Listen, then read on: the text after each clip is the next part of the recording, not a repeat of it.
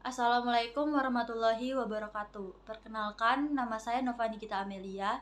Pada kesempatan siang hari ini, saya dan rekan-rekan saya akan mempresentasikan materi tentang karbohidrat. Materi pertama akan disampaikan oleh rekan saya. Nama saya Aldita C. Sasawana. Di sini saya akan menjelaskan materi pertama kami, yaitu pengertian tentang karbohidrat. Nah, kata karbohidrat berasal dari kata karbon dan hidrat. Didefinisikan sebagai poliner gula, karbohidrat adalah senyawa karbon yang mengandung sejumlah besar gugus hidroksil. Karbohidrat paling sederhana bisa berupa aldehid yang bisa disebut juga pohidrodisaldehyde atau aldosa, atau berupa keton disebut polihidroksiketon atau ketosa. Berikutnya itu ada karbohidrat adalah senyawa organik yang terdiri dari karbon, hidrogen, dan oksigen atau rumus umum C6H2ON. Mereka berfungsi sebagai sumber energi utama dan berperan dalam berbagai proses biologis tubuh. Berikutnya ada ciri kimiawi karbohidrat.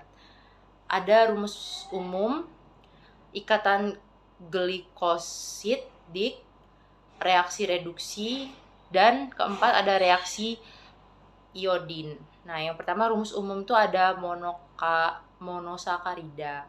Contohnya glukosa C6H12O6.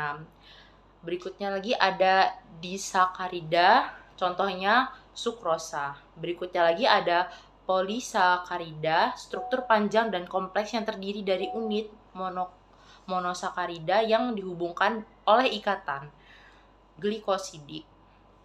Ada amilum dan selusa. Ikatan glikosidik adalah karbohidrat dapat membentukkan ikatan, yaitu ikatan yang berhubungan dengan dua unit monosakarida yang penting dalam pembentukan disakarida dan polisakarida. Nah, yang ketiga itu ada reaksi reduksi. Banyak monosakarida dapat berfungsi sebagai gula reduksi dan dapat mereduksi reagen seperti larutan benasidik yang berubah warna sebagai indikasi adanya gula reduksi. Yang keempat ada reaksi dengan iodin. Nah, polisakarida seperti amilum memberikan warna biru gelap ketika bereaksi dengan larutan iodin. Sedangkan gula sederhana tidak memberikan warna ini. Berikutnya ada klasifikasi karbohidrat. Perkenalkan, nama saya Evelintia Serliang Raini. Materi selanjutnya adalah klasifikasi karbohidrat. Yang satu, monosakarida adalah karbohidrat sederhana yang tidak dapat dihidrolisis menjadi karbohidrat yang lebih kecil. Contoh, glukosa, fruktosa, dan galaktosa. Mereka memiliki struktur rantai tunggal dengan 3 hingga 7 atom karbon.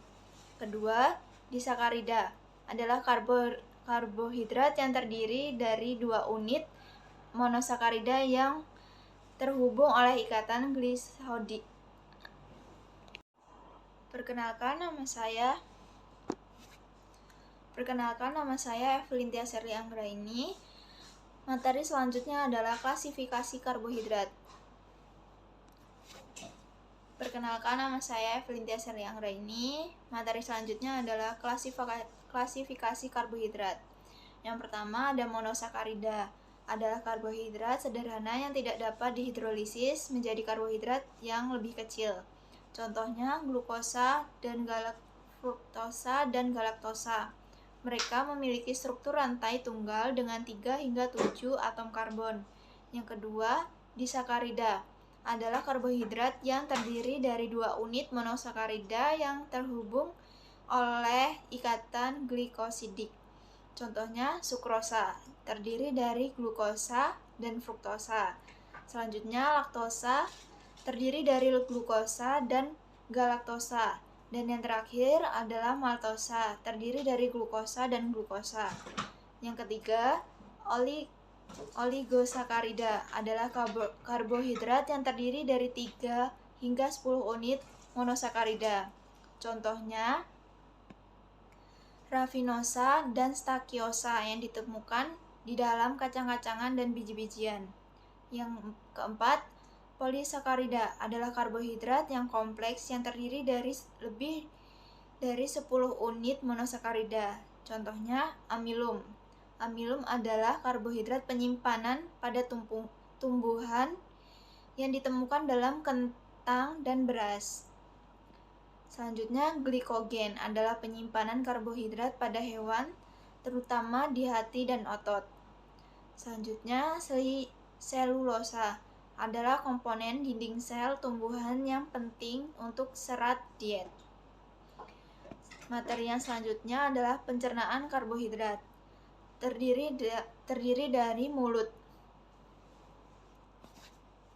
Materi selanjutnya adalah pencernaan karbohidrat. Yang pertama, mulut. Pencernaan karbohidrat dimulai dengan enzim amilase saliva yang dihasilkan oleh kelenjar ludah.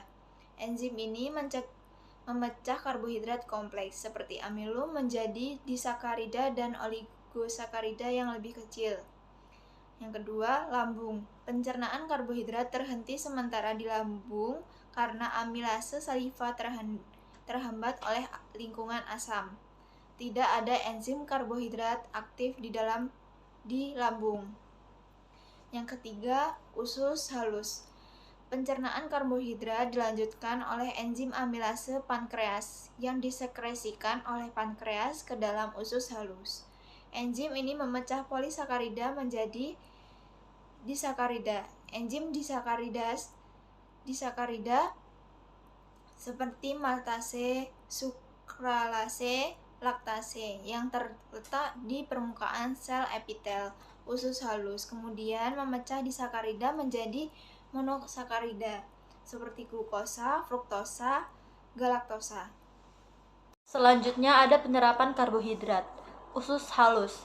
Monosakarida yang dihasilkan dari pencernaan diserap melalui dinding usus halus. Penyerapan utama terjadi di jejunum dan ileum. Yang kedua, glukosa dan galaktosa diserap melalui transport aktif dengan bantuan transporter SGLT1 dan kemudian memasuki aliran darah melalui transporter GLUT2. Yang ketiga ada fruktosa, diserap melalui difusi fasilitasi menggunakan transporter GLUT5 dan kemudian memasuki aliran darah melalui GLUT2. Lalu ada aliran darah. Setelah diserap, monosakarida memasuki aliran darah dan dibawa ke hati melalui vena porta hepatis. Di hati, glukosa dapat diubah menjadi glikogen untuk penyimpanan atau dilepaskan ke dalam darah untuk digunakan sebagai sumber energi oleh sel-sel tubuh. Lalu selanjutnya ada fungsi pencernaan dan penyerapan karbohidrat. Yang pertama, penyediaan energi. Glukosa yang diserap digunakan oleh sel-sel tubuh untuk menghasilkan ATP, sumber utama energi sel. Lalu selanjutnya ada regulasi gula darah. Pencernaan dan penyerapan karbohidrat berperan dalam mengatur kadar glukosa darah. Hormon insulin yang diproduksi oleh pankreas memfasilitasi pengambilan glukosa oleh sel-sel tubuh dan penyimpanannya dalam bentuk glikogen di hati dan otot. Selanjutnya, keseimbangan energi. Karbohidrat yang tidak langsung digunakan disimpan sebagai glikogen di hati dan di otot.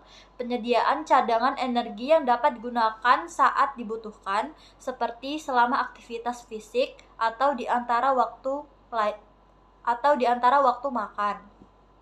Fungsi ini sangat penting untuk memastikan pasokan energi yang konsisten dan mendukung berbagai proses fisiologi di tubuh. Lalu selanjutnya ada kebutuhan dan sumber karbohidrat. Cara memenuhi kebutuhan karbohidrat per hari. Karbohidrat tak hanya dari nasi putih saja, bahkan susu atau minuman manis yang bisa dinikmati saat cuaca sedang terik, serta sayuran dan buah-buahan juga mengandung karbohidrat. Jadi, dalam menentukan kebutuhan karbohidrat per hari, kamu perlu menghitung semua hidangan yang dinikmati dalam sehari, agar lebih mudah memilih makanan apa saja yang bisa membantu memenuhi kebutuhan karbohidrat per hari.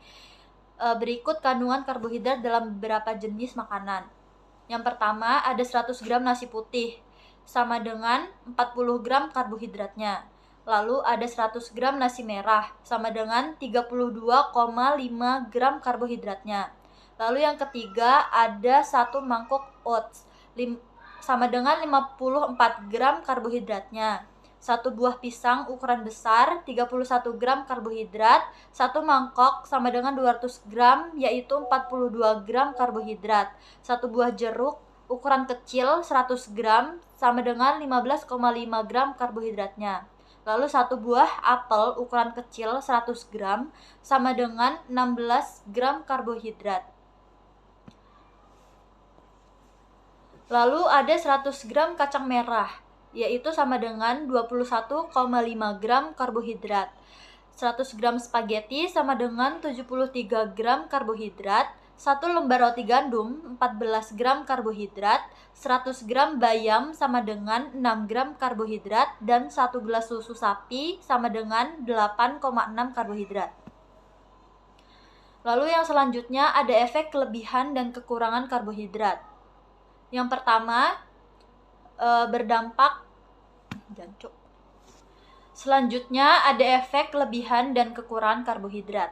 Dampak kelebihan karbohidrat dalam tubuh yaitu yang pertama mengantuk. Makanan yang mengandung karbohidrat seperti nasi, roti dapat meningkatkan kerja asam amino, triptofan dan produk hormon melatonin dalam tubuh. Kedua senyawa tersebut berperan penting dalam mengatur siklus tidur dan rasa kantuk. Yang kedua, yaitu ada membuat perut kembung. Tidak semua karbohidrat yang masuk ke dalam tubuh dapat tercerna dengan baik. Akibatnya, karbohidrat yang tidak tercerna